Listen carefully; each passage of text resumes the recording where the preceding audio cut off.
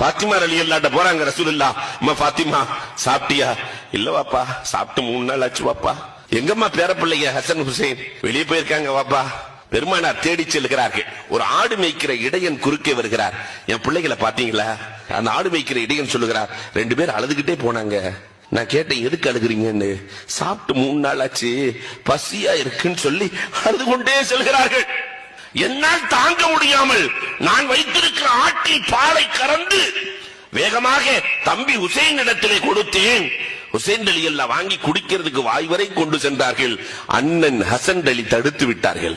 அந்த ஹசன் அலி என்னை பார்த்து கேட்டார்கள், உன் எஜமான் ஆட்டிலே பால் கறந்து குடிக்க அனுமதி கொடுத்திருக்கிறாரான்னு கேட்டாங்க. நான் இல்லை என்றேன். உனக்கே ஹலால் இல்லை, எங்களுக்கு எப்படி ஹலாலாகும்? வேண்டாம் என்று சென்று விட்டார்கள்.